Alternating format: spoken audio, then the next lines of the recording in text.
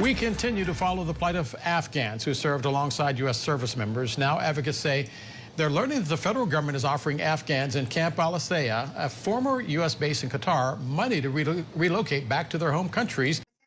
تصور وکړئ هغه افغانان چې له امریکا سره یې کار کړی دی اوس هغوی بې برخلیک پاتې کیږي. سلام، زه صدام افغان یم.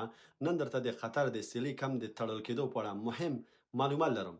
د امریکا ولسمشر ډونالډ ټرمپ د امریکا د نمایندګانو په مجلس کې خبر ورکړی چې په خطر کې د افغان کډوالو اردوګاه چې افغانان ترې امریکا ته ننوتلو مخکې پکې ساتل کیږي وبتړل شي. د امریکا د نمایندګانو مجلس غړی کرګوري میکس پرون چهارشنبه د 2024 کال وویل چې د امریکا حکومت پلان لري چې د سیلي اردوګاه تر سپټمبر میاشتې پورې وتړي.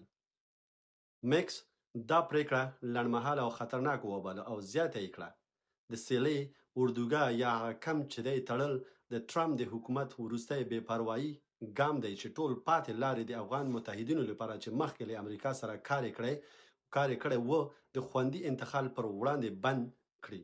هغه ټینګار وکړ دا د امریکا ژمنې او د هغو کسانو پر وړاندې ژور خیانت دی چې په افغانستان کې زموږ سره ولاړ.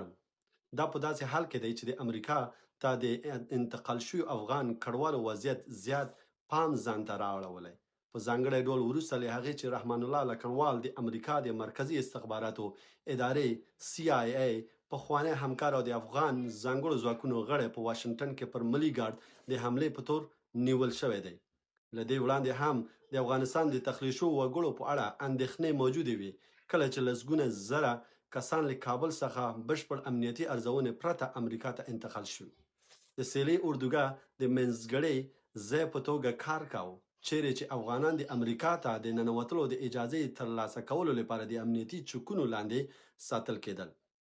د افغان کډوالو د ملاتړ یوه موسسه افغان ایوک راپور ورکړی چې شاوخوا 800 کسان لا هم په دې اردوګاه کې پاتې دي. د افغان ایواک مشر شان ونډیور ویل چې د دې کسانو ته د امریکا ته د سفر څخه د انصراف په بدل کې مالی وړاندیز شوی دی. هغه زیاته کړه دا بې اړتیا اسناد نه دي. په دې کې افغان وکیلان او څارنوالان شامل دي چې د طالبانو غړي زنداني کړي او ښځینه ځانګړي ځواکونو غړي هلته موجودې دي. دا وروستی اپډیټ وروستی معلومات چې ما دلته خپور کو تاسو لپاره او تاسو ولیده. تاسو کولی شئ چې دغه ویډیو هغه همکاران دوستانو لپاره ولیږئ چې چېرته هلته اوسیږي او هلته یې ژوند کوي. نو فقط دعا وکړئ او الله نه خیر وغواړئ. څه چې کیږي هغه به کیږي. دا الله کار دی. الله چې څه کوي هغه